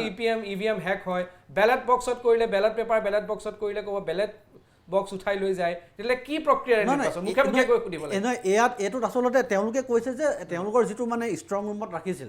তাত তেওঁলোকে মানে আপুনি কৈছে যে আপোনালোকৰ অভিযোগটো কি ষ্ট্ৰং ৰুমৰ পৰা মানে বেলট বক্স সলনি হ'ব পাৰে মই হৈছে বুলি কোৱা নাই বা সলনি পাৰে বুলি কৈছোঁ কাৰণ মানে অভিযোগটো এটা থাকিব লাগিব ইভিএমত দিগদাৰ মানে এইটো অভিযোগ দিছে তাৰ যিসকল প্ৰাৰ্থী তেওঁলোকে অভিযোগ দিছে আমি সেই কথাটো আপোনালোকৰ জৰিয়তে আমি ৰাইজৰ ওচৰত ঠিক আছে মই কল্যাণ গগৈৰ পৰা মই এটা প্ৰতিক্ৰিয়া ল'লো কি ক'ব কল্যাণ গগৈ ইভিএমত ইভিএম টেম্পাৰিং হয় বেলেট বক্স উঠাই লৈ যায় নহয় সেইখিনিটোতো চৰ্চাত আছেই তেখেতসকলৰ ইভিএমক লৈ বা বেলট বক্সক লৈ কিন্তু এতিয়া যিহেতু লক্ষ্যই যিখিনি কথা ক'লে সেইখিনি সম্পৰ্কত পিছে মই অৱগত নহয় আৰু ইলেকশ্যন কমিশ্যন আছে তেখেতসকলে ইলেকশ্যন কমিশ্যনৰ ওচৰলৈ যাব পাৰে তাত এইখিনি তেখেতৰ ইলেকশ্যন কমিশ্যনে ভালদৰে ক'ব পাৰিব আমি দল হিচাপে কিন্তু আমি নিৰ্বাচন খেলিছোঁ নিৰ্বাচন আমি এইটো কথা ঠিক যে আমি প্ৰত্যেকটো নিৰ্বাচন আমি যেনেধৰণৰ তৎপৰতা থাকে খুব একাগ্ৰতাৰে খুব উইথ ডেডিকেশ্যন আমি নিৰ্বাচন খেলোঁ আৰু যেনেধৰণৰ আমাৰ নিৰ্বাচন ফলাফল লাভ কৰা আমি আশা কৰিছিলোঁ আমি পাইছোঁ আমি 304টা উইথ আৱাৰ এলায়েন্স পাৰ্টনাৰৰ লগত পাইছোঁ আৰু অনাগত দিনত আমি ভাবোঁ এইটো আমাৰ কাৰণে যথেষ্ট উৎসাহজনক আৰু আমাৰ দল হিচাপেও আমি যথেষ্ট উৎসাহ লাভ কৰিছোঁ ৰাইজৰ যিটো সমাদৰ লাভ কৰিছোঁ আমি এইটোৱে আমি কনফিডেঞ্চ লাভ কৰিছোঁ যে আমি চৰকাৰখনে যে কৰি আছোঁ কামবিলাক এই যে ৰাইজৰ কাৰণে যিবোৰ উন্নয়নমূলক কাম ৰাইজৰ যিখিনি কল্যাণমূলক আঁচনিবিলাক গ্ৰহণ কৰা হৈছে বা যিটো গোটেই সমাজখনত যেনেধৰণকে অসমখন যেনেকৈ এটা মুখ্যমন্ত্ৰী ডাঙৰীয়া যিটো সপোন মুখ্যমন্ত্ৰী ডাঙৰীয়া সপোন যে দেশৰ 5খন আগশাৰী ৰাজ্যৰ এখন ৰাজ্য কৰিবৰ কাৰণে আজি GSDPটো আমাৰ যেনেধৰণকে আজি উন্নত হৈছে এই গোটেইবিলাক বস্তু চাই মেলি পেলাই আমি এটা কথা বুজিব পাৰিছোঁ যে ৰাইজ আমাৰ ওপৰত সন্তুষ্ট আৰু ৰাইজে সেইকাৰণে আমাক যেনেধৰণকে কাৰণ এটা কথা ঠিক যে প্ৰায় এখন চৰকাৰ 4 বছৰ প্ৰায় 4 বছৰ হৈ গ'ল এই 4 বছৰত কিন্তু মূল্যাংকন কৰাৰ সময় আৰু ৰাইজে মূল্যাংকন কৰিছে ৰাইজে মূল্যাংকন কৰাৰ কাৰণেই কাৰণেই আমি এনেধৰণৰ বিপুল সঁহাৰি লাভ কৰিছোঁ কাৰণ আমাৰ মাজত কোনো প্ৰতিষ্ঠান বিৰোধী ঢৌ নাই মই এটা এক্সাম্পল দিব খুজিছোঁ যে তৰুণ গগৈ ডাঙৰীয়া প্ৰদেশ কংগ্ৰেছৰ যেতিয়া সভাপতি আছিলে তেতিয়াৰ দিনত অগপ চৰকাৰ আছিলে প্ৰফুল্ল মহন্ত ডাঙৰীয়া নেতৃত্বাধীন অসমত চৰকাৰ আছিলে ৯৬ চনৰ পৰা ২০০০ চনলৈকে 1997 আৰু 1999ত দুবাৰ লোকসভা ইলেকশ্যন হৈছিলে সেই লোকসভা নিৰ্বাচনত কিন্তু কংগ্ৰেছ দলে 7খন আৰু পাছলৈ যিখন 99ত যি নিৰ্বাচন হয় লোকসভাত 8খন পাইছিলে গতিকে সেই সময়ত কি হৈছে প্ৰফুল্ল মহন্ত চৰকাৰ থকা স্বত্তেও যে বিৰোধীত কংগ্ৰেছ আছিলে কংগ্ৰেছক ৰাইজে আঁকোৱালি ল'বলৈ ধৰিছিলে আৰু অনুমান কৰিছিলে কংগ্ৰেছেও যে এখন চৰকাৰ হ'ব কিন্তু আজি সেইটো পৰিস্থিতি নহয় আজি এটা পৰিৱেশ এনেকুৱা ধৰণৰ ৰাইজে আমাৰ ওপৰত সন্তুষ্ট হৈ পেলাই আজি বিপুল সঁহাৰি জনোৱাৰ কাৰণে আজি আমি এনেধৰণকে আমি পঞ্চায়ত নিৰ্বাচনত 11খন হ'ব পাৰে 11খন হৈছিলে আজি বিপুল সঁহাৰি লাভ কৰিছোঁ আমি জয়লাভ কৰিবলৈ আজি সক্ষম হৈছোঁ আপোনালোকে 2খন পাইছিলে আৰু চাংচুমা বিস্মৃতিৰ এই কোকৰাঝাৰ চিটখন 3খন অপজিশ্যনৰ হাতত আছিলে 11খন কংগ্ৰেছে পাইছিলে হ'ব পাৰে গতিকে মই এইটো এটা উদাহৰণ দিছোঁ তাৰমানে প্ৰতিষ্ঠান বিৰোধী ঢৌ আজিৰ দিনত নাই এই ডক্টৰ হিমন্ত বিশ্ব শৰ্মা ডাঙৰীয়া চৰকাৰখন 4 বছৰ কমপ্লিট কৰাৰ পাছতো আৰু সাধাৰণতে প্ৰতিষ্ঠান বিৰোধী ঢৌৰ কাৰণে মূল্যাংকন এইটো এটা যথেষ্ট সময় 4 বছৰ এই 4 বছৰত কিন্তু আমাৰ কোনো প্ৰতিষ্ঠান বিৰোধী ঢৌ নাই ৰাইজ আমাৰ ওপৰত সন্তুষ্ট প্ৰতিষ্ঠান বিৰোধী ঢৌ নাই বুলি যে কৈছে মই বৰ আচৰিত শুনি কৈছোঁ আচলতে কল্যাণৰ কথাখিনি শুনি এতিয়া অসমত সাংঘাতিক ধৰণৰ প্ৰতিষ্ঠান বিৰোধী ঢৌ আছে আপুনি দীক্ষিতা এইটো পঞ্চায়ত ইলেকশ্যনত জেনেৰেলি মানুহবিলাকে বিভিন্ন আঁচনিৰ কাৰণত বা ঘৰ এটা নাপাম বুলি এই ধৰণৰ সৰু ঘটনাবিলাকৰ কাৰণে ভোটটো দিয়ে আপুনি চাব যে 2026 চনত বিজেপিৰ বিৰুদ্ধে সাংঘাতিক ধৰণৰ প্ৰতিষ্ঠান বিৰোধী ঢৌ আহিব আৰু বিজেপি উফৰি যাব আপুনি সেইদিনাখন মই আপোনাক এটা সৰু উদাহৰণ দিওঁ সেইদিনাখন এজন ডাঙৰ ব্যৱসায়িক লগ পালোঁ মানে তেওঁ যথেষ্ট মানে ছিনিয়ৰ ব্যৱসায়ী আৰু তেওঁ প্ৰায় ইয়াতে ৭৪ বছৰমান তেখেতৰ চাগে হৈছে তেখেতে কৈছে যে এতিয়া বিজেপিৰ দিনত তেওঁ যিটো অসুবিধা পাই আছে মানে সেইটো আলফাৰ দিনতো তেওঁলোকে সেই অসুবিধা পোৱা নাই বুলি কৈছে তেওঁলোকে যে আলফাৰ দিনতো আমি আৰু মানে বছৰত এবাৰ দুবাৰ আমি পইচা দি দিলে হৈ যায় এতিয়া বিজেপিৰ দিনত এনেকুৱা হৈছে আমি ঢেৰ টেক্স দিব লাগে মই বোলো কি টেক্স দিব লাগে কৈছে এটাতো GST দিব লাগে এটাতো দিব লাগে মানে ইনকাম টেক্স GST এইবিলাকতো দিবই লাগিব অভাৰলোডিং হ'লে এইবিলাক দিব লাগিব বোলো GST কিনো এতিয়া কৈছে গভৰ্ণমেণ্ট গুণ্ডা টেক্স বোলে এনেকুৱা অৱস্থা তাৰমানে যে এই বাহিৰৰ পৰা আপোনাৰ যদি কিবা মানে ব্ৰইলাৰ গাড়ী এখনো আনে মানে আপুনি যিকোনো বস্তু আনক ব্ৰইলাৰৰ পৰা আৰম্ভ কৰি আপুনি একেবাৰে মানে কয়লালৈকে হওক বা মানে অনান্য গাড়ীত উঠিলেই হ'ল আৰু সাংঘাতিক ধৰণৰ চিণ্ডিকেট ইয়াত আৰম্ভ হৈ আছে আৰু এই যিটো চিণ্ডিকেট ব্যৱস্থা চলি আছে তাৰ কাৰণে কিন্তু গোটেই অৱস্থা আমাৰ মানে গোটেই ব্যৱসায়টো বেয়া হৈ গৈছে এতিয়া মানুহৰ হাতত পইচা পাতি নাই আপুনি চাওক আজি ব্যৱসায়ীবিলাকৰ অৱস্থা কি হৈ আছে আপুনি চাওক আজি গোটেই ঠিকাদাৰবিলাকে আজি মানে যিটো বিল পাব লাগে এই বিলবিলাক পোৱা নাই আৰু এনেকুৱা যদি অৱস্থা হৈ থাকে তেনেহ'লে আমাৰ মানুহৰ হাতত পইচা থাকিব ক'ৰ পৰা আপুনি গোটেই বজাৰখন ঘূৰকচোন আপুনি মানুহৰ হাতত পইচা আছেনে নাই আপুনি নিজে গম পাই যাব মানুহৰ হাতত পইচা পাতি নাই এতিয়া মানুহৰ এনেকুৱা অৱস্থা যে মানুহ যেন তেন জীয়াই থাকিবলৈহে পৰা অৱস্থা হৈ থাকে আপুনি গোটেই ইকনমিক ছাৰ্ভেবিলাক চাওক কি অৱস্থা হৈ আছে গোটেই মানুহৰ অসমৰ মানুহৰ গতিকে এইটো মই একদম চিয়'ৰ যে মানুহৰ সাংঘাতিক ধৰণৰ অৱস্থা বেয়া আৰু 2026ত মানুহে কিন্তু বিজেপি বিকল্প তেওঁলোকে বিচাৰিবই খালি আমি সকলোবিলাক দল বিৰোধী দল বিজেপিক আঁতৰাই আমি আটাইবিলাক দল একলগ হ'ব লাগিব আৰু যদি মই ভাবোঁ এজন সাংবাদিক হিচাপে মই যদি বিশ্লেষণ কৰোঁ এই প্ৰশ্নটো মোৰ 2জন অপজিশ্যন দলৰ বাবে থাকিব হয় আপোনাৰ সকলোৰে বাবে যে বিজেপিৰ এই নেৰেটিভটো আপোনালোকে কেনেকৈ চেলেঞ্জ দিব যে আপোনালোক একেলগ হ'ব বিচাৰিছে অকল বিজেপিক ক্ষমতাৰ পৰা আঁতৰাবলৈ তাৰ বাদে আপোনালোকৰ কোনো দ্বিতীয় প্লেন প্ৰগ্ৰেম নাই আছে আমাৰ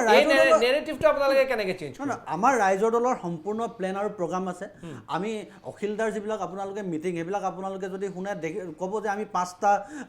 মানে জৰিয়তে আমি অসমৰ মানুহক কেনেকৈ আগুৱাই লৈ যাব পাৰোঁ তাৰ কাৰণে আমি কাম কৰিব বিচাৰিছোঁ আমি কেতিয়াও এই কথাটো যে অকল বিজেপিক পৰাভূত কৰিবৰ কাৰণে যে ৰাইজৰ দলক ভোট দিয়ক সেই কথাটো কেতিয়াও কোৱা নাই আমি কৈছোঁ যে ৰাইজক আমি স্বাৱলম্বী কৰি তুলিব লাগিব আমি কেৱল 1250 টকা ৰাইজক দি আমি মানুহক ৰাখি থ'লে নহ'ব আমি মানুহক 12,500 টকা কেনেকৈ তেওঁ কাম কৰি পাব পাৰে তাতকৈ বেছি যাতে কেনেকৈ পাব পাৰে তাৰ কাৰণে আমি মানে প্লেন এণ্ড প্ৰগ্ৰাম আমি ঠিক কৰিছোঁ আৰু এইবিলাক আমি আমাৰ প্ৰতিখন মিটিঙত আমি কৈ আহিছোঁ মানে আপুনি যদি সময় দিয়ে মই ক'ব পাৰোঁ ইয়াত কিন্তু মই ভাবোঁ যে ইমান সময় চাগে আপুনি নিদিব কিন্তু আমাৰ একদম প্লেন এণ্ড প্ৰগ্ৰাম আমাৰ ৰেডি আছে আমি বিচাৰোঁ যে অসমৰ মানুহক স্বাৱলম্বী এটা জাতি কৰি তুলিব পাৰোঁ যাতে সকলো মানুহে নিজে ইনকাম কৰিব পাৰে ইনকাম কৰি সকলো বাহিৰত যিবিলাক ল'ৰা আছেগৈ এই ল'ৰাবিলাকক যাতে আমি মাতি আনি অসমতে যাতে ভাল ভাল আমি কাম দিব পাৰোঁ, আমি প্ৰতিখন গাঁৱত যাতে উন্নয়ন কৰিব পাৰোঁ, এটা উদ্যোগ আমি স্থাপন কৰিব পাৰোঁ, তাৰ কাৰণে আমি পৰিকল্পনা হাতত লৈছোঁ। আমাৰ খেতিটোক কেনেকৈ আগুৱাই লৈ যাব পাৰি, আমাৰ খেতিটোক কেনেকৈ আমি 100% মানে জলসিঞ্চনৰ জৰিয়তে আমি বছৰত 3বাৰ খেতি কৰিব পৰা ব্যৱস্থা কৰিব পাৰোঁ, এই পৰিকল্পনাবিলাক আমি হাতত লৈছোঁ। উদ্যোগীকৰণৰ ক্ষেত্ৰত আমাৰ পৰিকল্পনা আছে আৰু এই পৰিকল্পনাবিলাক আমি ৰাইজক কৈছোঁ। আমি আশা কৰোঁ ৰাইজে আমাৰ কথাবিলাক শুনিব। কংগ্ৰেছে কওকচোন, যিটো নেৰেটিভ বিজেপিয়ে বনাই আছে যে মানে বিজেপিক অঁতৰাবৰ কাৰণেহে একলগ হ'ব লাগে তেওঁলোকে। চাওক, কথাটো হ'ল কি, ৰাজনৈতিক দলবিলাকৰ কাম কি? ৰাজনৈতিক দলবিলাকৰ কথা হ'ল কি, জনসাধাৰণৰ যাতে জীৱন যাত্ৰা এক সুষম সুন্দৰ জীৱন যাত্ৰা হয়, আৰু এইটো হ'ল প্ৰত্যেকটো ৰাজনৈতিক দলৰ এইটো লক্ষ্য। এতিয়া কথাটো হ'ল কি, কল্যাণ দাই এটা কথা কৈছে বা বিভিন্ন টকশ্বত বিজেপিৰ প্ৰতিনিধিসকলে এটা কথা কোৱা শুনো যে উন্নয়নৰ বন্যা বৈছে বুলি কৈছে, গংগা ফল্গু ধাৰা উন্নয়নৰ গংগা বুলি বোৱা বুলি কৈছে। এতিয়া কথাটো হ'ল কি, 1000 কোটি টকা ধাৰেদি আজি অসমীয়া মানুহক ধৰুৱা কৰা হ'ল। এটা সৰু কথা কওঁ, মোৰ যদি দেউতাই 1000 কোটি টকা ধাৰ লৈ মোক যদি এটা ডাঙৰ ঘৰত ৰাখে আৰু সেই ধাৰৰ বোজা মাৰোঁতে মোৰ যদি আজু নাতিও যদি ধাৰত বুৰ ক'বলগীয়া হয়, তেতিয়াহ'লে সেই যিটো বিলাসী ঘৰ, সেই বিলাসী ঘৰটো মোৰ নাতিপুতি বা মোৰ উত্তৰ প্ৰজন্মৰ বাবে ডিগ্ৰী কাৰ্ড নহ'ব জানো? 1 নম্বৰ কথা। দ্বিতীয়তে কথাটো হ'ল কি, যদি ইমানেই উন্নয়নৰ ফল্গু ধাৰা অসমত বৈছে, তেতিয়াহ'লে এটা নিৰ্বাচনটোত আমি মুখ্যমন্ত্ৰীৰ পৰা আশা কৰিছিলোঁ কোনটোৱেই যে নতুন প্ৰজন্মৰ নতুন নেতাসকলে এই পঞ্চায়ত নিৰ্বাচনটোত ভাগ লৈছে। কাৰণ পঞ্চায়ত নিৰ্বাচন এনেকুৱা এটা নিৰ্বাচন, গ্ৰাছৰুটৰ তৃণমূল পৰ্যায়ৰ ব্যক্তিসকলে ইয়াত প্ৰত্যক্ষভাৱে যোগদান কৰে। কিন্তু যিটো কল্যাণ দাই কৈছে যে বিজেপি দলৰ নিৰ্বাচনী চমকৰ বিপৰীতে কিন্তু কংগ্ৰেছ দলে নিষ্প্ৰভ। এতিয়া কথাটো হ'ল কি, এই চকমকনিৰ মাজত অসমৰ মুখ্যমন্ত্ৰীজনে কি বাৰ্তা দিলে? অসমৰ মুখ্যমন্ত্ৰীজনে কোনোবা এখন মিটিঙত এনেকুৱা বাৰ্তা দিলে নেকি যে পঞ্চায়তীত ৰাজ ব্যৱস্থাটো যিসকল নতুনকৈ নিৰ্বাচিত জনপ্ৰতিনিধি আহিব, তেখেতসকলৰ দায়িত্ব কি ধৰণে হ'ব? তেখেতসকলৰ ওপৰত জনসাধাৰণৰ যি আস্থা দি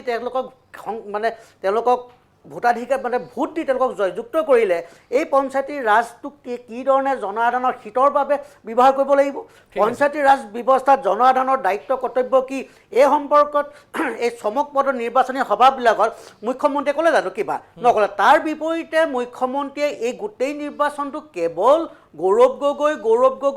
গগৈ এনেকুৱা ধৰণৰ বক্তব্যৰ মাজেদি শেষ কৰিলে। কিন্তু অসমৰ ৰাইজে কিন্তু এই ধৰণে আশা কৰে যে নিৰ্বাচিত এজন মুখ্যমন্ত্ৰীৰ পৰা জনসাধাৰণ উত্তৰ প্ৰজন্মই শিকিবলগীয়া গণতন্ত্ৰত সহযোগিতা, নিজৰ দায়িত্ব, এইখিনি শিকিবলগীয়া কথা কিন্তু এখন নিৰ্বাচিত চৰকাৰৰ পৰা জনসাধাৰণে আশা কৰে। যদি ইমানেই উন্নয়নৰ ফল্গু ধাৰা বৈছে, তেতিয়াহ'লে বিৰোধী দলৰ কংগ্ৰেছ দলৰ টিকেটত নিৰ্বাচন খেলিবলৈ বিচৰা সেই ব্যক্তিসকলৰ ঘৰত কিয় নিশা আৰক্ষী যাবলগীয়া হ'ল? কিয় এক শুদ্ধ পদ্ধতিৰে তেখেতসকলৰ ওপৰত নিজৰ ওপৰত আত্মবিশ্বাস নাছিল যে আমি ইমানেই উন্নয়নৰ ফল্গু ধাৰা বোৱাইছোঁ যে অসমৰ ৰাইজক আমি একোৱেই ক'ব নালাগে, অসমৰ ৰাইজে জানি শুনিয়েই এই ধাৰাৰ অংশীদাৰী হৈ বিজেপি দলক ভোট দিব বুলি কিয় তেখেতসকলৰ আত্মবিশ্বাস নহ'ল? এইটো এটা ডাঙৰ প্ৰশ্ন। ঠিক আছে, মই বিজেপিলৈ যোৱাৰ আগতে মই এটা মৃগৰাজ দাস আপোনাৰ পৰা কৈ ল'ব বিচাৰিছোঁ, ইয়াৰ প্ৰভাৱ কি পৰিব এইবাৰ BTCত? একচুৱেলি কি হয়, এট প্ৰেজেণ্ট যোনটো বিজেপি ছাপৰ্ট দি আছে, মই নকওঁ যে বিজেপি কি পাৰ্টি বেয়া হওক বা ভাল হওক, বিজেপি এতিয়া আপোনাৰ ছাপৰ্ট দিয়ক বিজেপি নিজৰ কামখিনি কৰি আছে। কিন্তু মই যি অবজাৰ্ভ কৰিছোঁ, আমি যি তাত অবজাৰ্ভ কৰিছোঁ, বৰ্তমান যোনটো পাৰ্টি বিজেপিৰ লগত আছে তেওঁ পাৰফৰ্মেঞ্চ কৰিব পৰা নাই, UPPL একদম কৰিব দিব পৰা নাই। কিয় মই জাগে ঘূৰিছোঁ, তাৰ মানুহখিনি সুখী নহয়। যোনটো আমি ইয়াত কৈছোঁ মাটি ভেটি এইবিলাক তাত বেছিকৈ হৈ আছে, তাত মানুহখিনিৰ মাটি চাটি চব গৈ আছে, কিয় এইবিলাক কণ্ট্ৰল কৰিব পৰা নাই কিয়? তাৰপিছত আপোনাৰ BTCত বহুত স্কেমৰ কথাবিলাক ওলাইছিল, স্কেমৰ আজিলৈ কোনো বস্তু স্কেমৰ এক্সপ'জাৰে হ'ব পৰা নাই। তেতিয়া আপুনি হাংগামাক কি হিচাপে ক'ব যে এইটো বেয়া গভৰ্ণমেণ্ট চলাইছিল বুলি? তেখেতে ৰাইট পইণ্টত আছিল হাংগামা। আজি আৰু কিছু বস্তু আছে যে হাংগামাই এতিয়া কিছু বস্তু আগবাঢ়িব পৰা নাই। সেইকাৰণে আমি এতিয়া নৱসৰণীয়া আমাৰ পাৰ্টিৰ এতিয়া আমি ভাবিছোঁ যে হাংগামাক যদি আমি অলপ ছাপৰ্ট দিওঁ, আমাৰ যিখিনি বাকী ফুলফিল কৰিব লগা আছে সেইখিনি আমি ফুলফিল কৰিব পাৰিম আৰু আমাৰ যিটো একৰ্ড আছে একৰ্ড যিটো ইনকমপ্লিট হৈ আছে সেইখিনি লৈ আগবাঢ়িব পাৰিম মানে কোনখন একৰ্ডৰ কথা কৈ আছে BTR BTC BTC 2003 একদম সেই একৰ্ডখন আপুনি এতিয়ালৈকে যিখন 2020 হ'ল ইমানখিনি আগবঢ়া নাই যিখিনি হ'ব লাগে হৈছে আৰু আগবাঢ়িব আছে আৰু কিছু আদাৰ ডেভেলপমেণ্টো আছে বহুতখিনি আমি কৰিব পৰা নাই বিকজ এই প্ৰেজেণ্ট গভৰ্ণমেণ্টে একো কৰিব পৰা নাই প্ৰেজেণ্ট এইটো মই বিজেপিক দুখ দিব নাযাওঁ এইটো বিজেপিৰ লগত বিজেপিৰ প্ৰতি ইমান চফ্ট কৰ্ণাৰ কিয় বিজেপিৰ মই চফ্ট কৰ্ণাৰ নাই বিজেপি মানে কালি আমাৰ লগতো আহি যাব পাৰে কালি যদি আমি পাৱাৰত আহোঁ আমাৰ তেতিয়া বিজেপি আমাৰ লগতো জইন কৰিব পাৰে তেতিয়া মই বিজেপি তাৰমানে আপুনি চাৰিওফালে মানে কি কয় দুৱাৰ খোলা ৰখাৰ ব্যৱস্থা এটা কৰিছে সেইটো কৰা নাই এতিয়া ইলেকশ্যন আল্টিমেটলি ইলেকশ্যনত গম পাব যেতিয়া ইলেকশ্যনটো হ'ব তেতিয়াই গম পাব ঠিক আছে কল্যাণ গগৈ মই আপোনাৰ পৰা ক্লজিং ৰিমাৰ্কলৈ যাব বিচাৰিছোঁ এই গোটেই অভিযোগৰ প্ৰত্যুত্তৰ নহয় মানে কি অভিযোগটো 2014 চনত প্ৰথমবাৰৰ কাৰণে প্ৰধানমন্ত্ৰী নৰেন্দ্ৰ মোদী ডাঙৰীয়া শাসনকালত আহিছিলে আজি 2000 আজি 25 14ৰ পৰা 25 আজি 11 বছৰ আৰু লগতে অসমত 16 চনত প্ৰথমবাৰৰ কাৰণে সৰ্বানন্দ সোণোৱাল ডাঙৰীয়া নেতৃত্বত চৰকাৰ হৈছিলে আজি আমাৰ 9 বছৰ হ'ল ডক্টৰ হিমন্ত বিশ্ব শৰ্মা আজি 21 চনৰ মুখ্যমন্ত্ৰী হোৱাৰ পাছত আপুনি যদি মন কৰে এই যে আমি যে টক শ্ব'বিলাক যে কৰি আছোঁ আজি এই যে যিবোৰ কথা আমাৰ আলোচনা হৈ আছে এই আলোচনাবিলাক যে পুৰণা ৰেকৰ্ডিংবিলাকো চাই নহয় একেধৰণৰ ৰেকৰ্ডখন কিন্তু এই এনেধৰণৰ কথাবিলাকে বেয়া পাব নালাগে আজি যিসকল আজি পলিটিকেল পাৰ্টিৰ ৰিপ্ৰেজেণ্টেটিভত বহি আছে ক'ৰবাত হয়তো 19-20 হ'ব পাৰে বাকী গোটেইখিনি নেৰেটিভ কিন্তু ছেম আৰু আমিও আমাৰ নিজক যিখিনি আমাৰ প্ৰতিশ্ৰুতি আছে আমি দি আছোঁ কৰি আছোঁ আমি কামবিলাক আজি ৰাইজে আমাক কিয় ভোট দিছে তেওঁলোকে এনেকুৱা ধৰণৰ কথাবিলাক যিবোৰ আজি লক্ষ্যই বহুত কথা ক'লে আজি অৰূপেও বহুত কথা ক'লে আজি মৃগৰাজ দাসেও বহুখিনি কথা কৈছে অৱশ্যে তেখেতে সীমাবদ্ধতা ৰাখিছে বড়োলেণ্ডৰ কথাখিনিক লৈ পেলাই আজি যিমানখিনি কথা কোৱাৰ পাছতো এই মই যে কৈছোঁ আজি 10 বছৰ ধৰি 11 বছৰ ধৰি একেখিনি কথাকে তেখেতলৈ কোৱাৰ পাছতো আজি ৰাইজে আমাক কিয় ভোট দিছে আজি বোধহয় এই যোৱা 11টা বছৰত চাগে আজি ৰাষ্ট্ৰীয় পৰ্যায় হওক ষ্টেট পৰ্যায়ত হওক আজি প্ৰায় 70টামান ইলেকশ্যন হ'লনে হৈছে আৰু 70টা ইলেকশ্যনত নিশ্চয় চাগে আজি আমি 65 নহ'লেও আমি 60টামান ইলেকশ্যন আমি হয়তো আজি ভাৰতীয় জনতা পাৰ্টীয়ে দেখিছোঁ বা নহ'লে আমাৰ এলায়েন্স পাৰ্টনাৰ জিকিছে সৈতে আমি জিকিছোঁ NDA হিচাপে জিকিছোঁ গতিকে নিশ্চয় তাৰমানে আমি probably we are fulfilling the aspiration of the common people আজি ৰাইজৰ বহুত আশা আৰু আকাংক্ষাৰে এখন চৰকাৰ গঠন কৰে তেখেতসকলক ভোটাধিকাৰ সাব্যস্ত কৰি পেলাই আজি ঠিক তেনেকৈ আজি অৰূপ ভূঞা এটা কথা কৈছে আজি লোনৰ কথা কৈছে আজি কংগ্ৰেছ শাসিত ৰাজ্যবিলাকত লোন লোৱা নাই নেকি পুৰণিকলীয়া যিটো ছিষ্টেম আছিলে চৰকাৰে কেন্দ্ৰীয় চৰকাৰে ধন আবণ্টন দিয়ে উন্নয়নমূলক কামৰ কাৰণে তাৰ পৰা এটা নতুন কনচেপ্টলৈ লাহে লাহে গ'ল আৰু সেইটো আৰম্ভ কৰিলে ডক্টৰ মনমোহন সিঙৰ ডাঙৰীয়া নেতৃত্বত যেতিয়া চৰকাৰখন আছিলে UPA চৰকাৰ আছিলে আজি to secure loan to take loan from the financial institutions এইবিলাকৰ এটা FRMB যিখন আমাৰ ৰিজাৰ্ভ বেংকৰ ৰেগুলেটৰী বৰ্ড আছে তেখেতসকলৰ যিখিনি প্ৰাৱধান আছে তাৰ ভিতৰত থাকি পেলাই এখন ৰাজ্য চৰকাৰে লোন ল'ব পাৰে আৰু লোন কাক দিব আপুনি যদি এজন সাধাৰণ নাগৰিক হিচাপে এটা বেংকলৈ যায় বেংকে আপোনাক কি চাব লোনটো ৰিপে'মেণ্ট কৰিব পৰা কেপেবিলিটিজ আছেনে নাই আজি আমাৰ অসম চৰকাৰে লোন যেনেকৈ লৈছে আজি ৰিপে'মেণ্ট কৰিব পৰা অৱস্থাত আছে আৰু কৰি আছে কাৰণে বহুত ইনষ্টিটিউশ্যন ফিনেন্সিয়েল ইনষ্টিটিউশ্যনে আজি আগবাঢ়ি আহিছে আমাক আৰু লোন দিবৰ কাৰণে এইবোৰ ইণ্টাৰনেশ্যনেল মনিটাৰী ফাণ্ড আছে এছিয়ান ডেভেলপমেণ্ট বেংক আছে ৱৰ্ল্ড বেংক আছে সকলোৱে দিছে আমাক আৰু আমি তেনেধৰণে খুব চিজিলভাৱে আমি যিবোৰ কাৰণ লোন চাওক এখন চৰকাৰে লোন লয় সাধাৰণতে কি হয় উন্নয়নমূলক কামৰ কাৰণে কিন্তু এখন চৰকাৰে এই লোনেৰে কিন্তু ডাইভাৰ্ট কৰি পেলাই চেলাৰী দিলে সেইখন চৰকাৰ হৈ পৰে দেউলীয়া চৰকাৰ আমিতো কেতিয়াওতো ডাইভাৰ্ট কৰা নাই নট এ ছিংগল পেনি আমি ডাইভাৰ্ট কৰা নাই আমি দৰমহা সময়মতে আমি আমাৰ চৰকাৰী কৰ্মচাৰীক আমি দি আছোঁ ইয়াতে প্ৰমাণ যে আমি কিমান how much we are in a good position as far as the financial condition is concern of Assam government গতিকে মই কওঁ যে আজি মই খুব দীঘলীয়াকৈ ক'ব খোজা নাই মই এইটোৱে ক'ব খুজিছোঁ যে আমি ৰাইজৰ আস্থাভাজন লাভ কৰিবলৈ সক্ষম হৈছোঁ কিয় কৰিছোঁ আমি কথাৰে ফুলজাৰি মাৰি কৰা নাই আমি কামৰ যোগেদি কৰিছোঁ আজি চাওক আজি এডভান্টেজ আছাম আজি যেতিয়া এডভান্টেজ আছাম 2.0 কৰিলে ডক্টৰ হিমন্ত বিশ্ব শৰ্মা ডাঙৰীয়া নেতৃত্বত অসম চৰকাৰে এইখন চব ভাবিব পাৰিছিলোঁ, আমি কল্পনা কৰিব পাৰিছিলোঁ যে অসমত এনেকুৱা ধৰণৰ এটা কনক্লেভ হ'ব। আজি ইণ্ডাষ্ট্ৰিয়েলিষ্টবিলাক আহি পেলাই এটা এচুৰেঞ্চ দিব যে অসমত ইনভেষ্টমেণ্ট কৰিম, আৰু এটা বাতাবৰণৰ সৃষ্টি নোহোৱাকৈ উদ্যোগীকৰণ নহ'ব, উদ্যোগীসকলো নাহে ইনভেষ্টমেণ্ট কৰিবলৈ। এইটোৱে প্ৰমাণ যে অসমত ষ্টেপ বাই ষ্টেপ। আৰু এটা মন কৰিব, আমাৰ যিখন তৰুণ গগৈ দিনত যেতিয়া চৰকাৰখন এৰি থৈ গৈছিলে, তেতিয়াখন চৰকাৰ বাজেটৰ ষ্ট্ৰেংথটো কিমান আছিলে, আজি 1 লাখ কৰোৰ আমি ক্ৰছ কৰি গুচি গ'ল আজি বাজেটৰ ষ্ট্ৰেংথ যিটো হ'ল। আৰু সেই অনুপাতেও আমাৰ ৰেভিনিউ ৱাইজ জেনেৰেট হৈছে, সেই অনুপাতে আমি ৰিপে'মেণ্ট কৰিব পৰা সক্ষমতা বাঢ়িছে আমি। আৰু কেন্দ্ৰীয় চৰকাৰৰ পৰা যিটো ষ্টেট পুল যিটো আমি শ্বেয়াৰ পাব লাগে, আমি পাবলৈ সক্ষম হৈছোঁ। আমাৰ লাৰ্জ নাম্বাৰ অফ আমাৰ যিখিনি এমাউণ্ট অফ মানি পাবলৈ সক্ষম হৈছোঁ। গতিকে আমি চাৰিওফালৰ পৰা দেখা পাইছোঁ যে এখন গভৰ্ণমেণ্টখন এখন ষ্টেবল গভৰ্ণমেণ্ট চলি আছে, এটা উন্নয়নকামী এখন চৰকাৰ চলি আছে, ৰিফৰ্মিষ্ট এখন গভৰ্ণমেণ্ট চলি আছে। মইতো ডক্টৰ হিমন্ত বিশ্ব শৰ্মাক মই ৰিফৰ্মিষ্ট বুলি কওঁ। তেওঁ এডমিনিষ্ট্ৰেটিভ ৰিফৰ্মৰ পৰা আৰম্ভ কৰি কামৰ যিটো তালিকা, তেখেতৰ এটা বেলেগ ধৰণৰ এটা তেখেতৰ নিজৰ কাম কৰা এটা তেখেতৰ এটা তালিকা আছে। এই গোটেইখিনি লৈ পেলাই তেনেকৈ চৰকাৰখনৰ ৰাজ্যখনক যেনেকৈ আগবঢ়াই নিছে, মই সঁচাকৈ ভাবোঁ অনাগত আৰু 5 বছৰৰ ভিতৰত হয়তো আমি দেশৰ 5খন আগৰখাই ৰাজ্য হিচাপে আমি পৰিগণিত হ'ব পাৰিম। ঠিক আছে, লক্ষ্যজ্যোতি গগৈ, ক্লজিং ৰিমাৰ্ক। কল্যাণ দাই যিটো কথা কৈছে যে মানে একদম তেখেতে সঠিকভাৱে কৈছে যে আমি যিটো লোন লওঁ, সেই লোনটোৱে আচলতে উন্নয়নমূলক কামৰ কাৰণে আমি খৰচ কৰিব লাগে। কিন্তু উন্নয়নমূলক কামত প্ৰকৃততে খৰচ হৈছেনে, এই প্ৰশ্নটোতো আমি কৰিব লাগিব তেওঁলোকক। আজি আমাৰ যিবিলাক তেওঁলোকে পইচা লৈ আছে, আজি তেওঁ কৈছে যে আমাৰ যিটো মানে ঘৰুৱা যিটো উৎপাদন, সেই উৎপাদনেৰে আমি গোটেই চৰকাৰী কৰ্মচাৰীক তেওঁলোকে দৰমহা দিব পাৰোঁ বুলি কৈছে। কিন্তু এইটো মাত্ৰ 10 মাহৰ কাৰণেহে দিব পাৰে, বাকী 2 মাহ কিন্তু আমি লোনৰ পইচাই দিবলগীয়া হয়। এই যে হিতাধিকাৰী আঁচনি যিখিনি আমি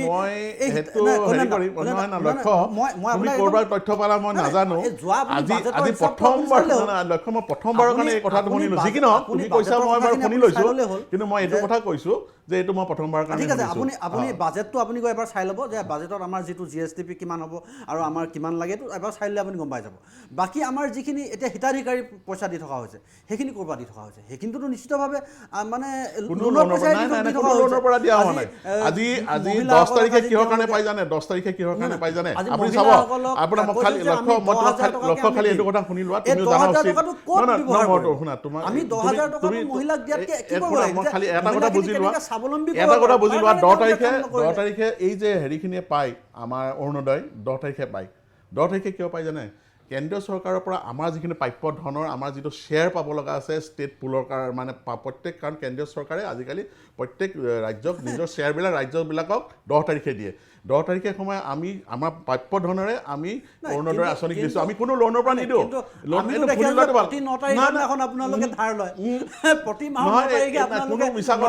কোনো ধৰণৰ ফাণ্ড ডাইভাৰ্ট হোৱাৰ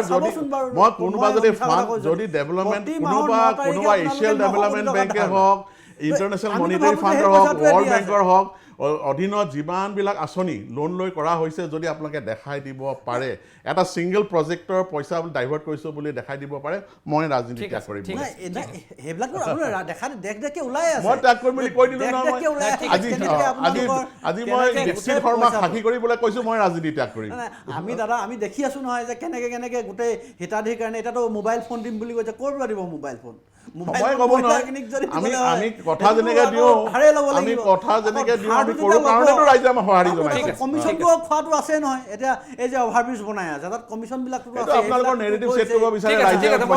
মই ক্লোজিং ৰিমাৰ্ক লৈ আছোঁ। হয়, লক্ষ্য আপোনাৰ হৈছে ক্লোজিং ৰিমাৰ্ক। গতিকে আমি ভাবোঁ যে বিজেপি চৰকাৰখনে যিমান যি কৰি থাকিলেও, যিমানে তেওঁলোকে ভাল চলি আছে বুলি কৈ থাকিলেও ৰাইজৰ মাজত অসন্তুষ্টি আছে, আৰু এই অসন্তুষ্টিৰ ফল তেওঁলোকে পাব। আৰু অনাগত যি ইলেকশ্যন আছে, BTD ইলেকশ্যন, তাত আমি ৰাইজৰ দলে প্ৰতিদ্বন্দ্বিতা। ঠিক আছে, মৃগৰাজ ভূঞা, আপুনি ক্ষমা কৰিব, মৃগৰাজ দাস, আপোনাৰ ক্লোজিং ৰিমাৰ্ক। সেই কথা হ'ল, আৰু এতিয়া আমাৰ নেক্সট ইলেকশ্যনখিনি আহি আছে, যিটো বস্তু যোনে আমি চবেই ডিছকাছ যোনটো কৰিছোঁ, আমি এটা সৎ পদ্ধতিৰে যাব লাগিব, কাৰো প্ৰব্লেম হ'ব নালাগে। আৰু চৰকাৰ যি চৰকাৰে আহক, চব একদম নিট এণ্ড ক্লিন হ'ব লাগে, আৰু চব হ'ব লাগে। কিন্তু যেনেকৈ খালি কল্যাণৰ লগত মোৰ এটা কথা আছিল, যেনে কল্যাণে মোক এইমাত্ৰ কৈছিলা যে আমি চব সময়তে টাইমলি যে পে'মেণ্ট কৰি আছোঁ। ছাপ'জ আমাৰ PWD কণ্ট্ৰেক্টৰবিলাকে পইচা নাপায়, বহুত পেটেণ্ট কণ্ট্ৰেক্টৰ সৰু সৰু ল'ৰা গাঁৱত এতিয়া বিল পাব লাগিছিল, ইয়াত কেৰাম খেলি খেলি বহি আছে। তাহাঁতে তাত পঞ্চায়ত তেতিয়া তাত মানে তাত কৈছে মানে কি বহুত মানে কথাটো কি ওলাইছে যে যিটো টকা আহে ইয়ালৈ কণ্ট্ৰেক্টৰক দিবলৈ বা কাৰোবাক দিবলৈ, সেই টকাটো ডাইভাৰ্চিটিৰ পৰা সেইবিলাক নতুন ডেভেলপমেণ্টত গৈ আছে। আমাৰ নতুন ব্ৰিজ, তাকে আমাৰ নতুন ক্লোজিং ৰিমাৰ্কটো দিয়ক। হয় আপোনাৰ ক্লোজিং ৰিমাৰ্ক এইটোৱে। তেতিয়াহ'লে মই এতিয়া প্ৰশ্ন যিহেতু সুধিলে উত্তৰটো দিব লাগিব। ক্লোজিং ৰিমাৰ্কত আচলতে তেনেধৰণে কুৱেশ্যনিং নহয়, তথাপিও মই কল্যাণ গগৈক 30 ছেকেণ্ডত উত্তৰটো দিব দিছোঁ। নহয়, আংশিকভাৱে পে'মেণ্টবিলাক হৈ আছে, যিটো আমাৰ মৃগৰাজ দাস ডাঙৰীয়াই ক'লে সম্পূৰ্ণ পে'মেণ্ট ক'তো হোৱা নাই, মই সেইটোৰ কথা মই এগ্ৰী কৰোঁ। কিন্তু তথাপিও এজন ঠিকাদাৰক আংশিকভাৱে যেনে সাধাৰণতে পাৰ্ট পে'মেণ্ট যিটো কোৱা হয় সাধাৰণতে, এইটো ধৰণৰ পে'মেণ্টবিলাক হৈ আছে। ঠিক আছে। Arupjyoti Bhuyan, closing remark. যিটো বিজেপি দলে এটা কথা কৈ আছে যে উন্নয়নৰ ফল্গু ধাৰা, অসমৰ জনসাধাৰণে বা ভাৰতবৰ্ষৰ জনসাধাৰণে এই বিজেপি চৰকাৰখন অহাৰ আগত বিভিন্ন ধৰণৰ তেওঁলোকৰ জীৱন যাত্ৰাটো কি ধৰণৰ আছিল, কি ধৰণে আৰ্থিক ব্যয়েৰে তেখেতসকলে নিজৰ ঘৰ সংসাৰখন চলিছিল আৰু আজি কি ধৰণে ঘৰ সংসাৰখন চলিছিলে, এই কথাষাৰ একদম সৰলভাৱে একে 2 অংক কৰিলে এই উন্নয়নৰ ফল্গু ধাৰাখন কথা জনসাধাৰণে গম পাব। দ্বিতীয়তে আৰু কল্যাণে যিষাৰ কথা ক'লে যে এখন ডাঙৰ বিগ বাজেটৰ বাজেট অসম চৰকাৰে বাজেট দিয়া বুলি ক'লে, মই এটা কথা কওঁ, মোক যদি কোনোবাই কয় যে এই বছৰ তোমাৰ ঘৰখন চলোৱাৰ বাজেটটো দিয়াচোন, আৰু যদি মই কওঁ যে দীক্ষিত শৰ্মাৰ পৰা মই এইবাৰ 10 লাখ টকা ধাৰলৈ আনিম, কল্যাণ গগৈ ডাঙৰীয়াৰ পৰা মই এই বছৰটো চলিবৰ কাৰণে 30 লাখ টকা আনিম, লক্ষ্যজ্যোতি গগৈৰ পৰা মই 40 লাখ টকা আনিম, মৃগৰাজ দাস ডাঙৰ পৰা মই যদি 40 লাখ টকা আনি যদি 1 কোটি টকাৰ এখন যদি বাজেট দেখুৱাওঁ, এইটো কিন্তু উন্নয়নৰ ফল্গু ধাৰা নহয়। প্ৰধান কথা হ'ল কি, এই বাজেটত আনা চৰকাৰে দেখুওৱা ধনবিলাক কোন ছেক্টৰৰ পৰা দেখুৱাইছে, ইয়াত ধাৰ কিমান আছে আৰু ইয়াত নিজস্ব ইনকাম কিমান আছে, এইটো ডাঙৰ কথা। আৰু দ্বিতীয়তে আজিলৈকে বিজেপি চৰকাৰে এটা অন্তত প্ৰকাশ কৰক যে এই কোটি টকাৰ ধাৰ কি ধৰণে পৰিশোধ কৰিব। অসম চৰকাৰৰ হাতত কিবা স্পষ্ট ইয়াৰ নীতি আছেনে? জনসাধাৰণৰ মূৰত ৰাম টাঙোন নমৰাকৈ এই ধাৰ পৰিশোধ কৰা কিবা ব্যৱস্থা এই বিজেপি চৰকাৰ আছেনে? ইয়াৰ এখন শ্বেতপত্ৰ প্ৰকাশ কৰিলে হ'ব। ঠিক আছে, ধন্যবাদ জনাইছোঁ আপোনালোক 4জনকে। ধন্যবাদ জনাইছোঁ মৃগৰাজ দাস, অৰূপজ্যোতি ভূঞা, কল্যাণ গগৈ আৰু লক্ষ্যজ্যোতি গগৈ। আপোনালোক 4জনকে ধন্যবাদ জনাইছোঁ। নিৰ্বাচন কিন্তু এই মুহূৰ্তত এটাৰ পিছত এটা আহিছে। পঞ্চায়ত গ'ল, BTC আহিছে, BTC যাব, বিধানসভা আহিব। কিন্তু বিধানসভাত কি হ'ব সেয়াও লক্ষণীয় হ'ব, BTCত কি হ'ব, BTRত কি হ'ব সেয়া লক্ষণীয় হ'ব। আজি যুক্তিযুদ্ধৰ পৰা মই দীক্ষিত শৰ্মাই বিদায় লৈছোঁ। ধন্যবাদ, নমস্কাৰ।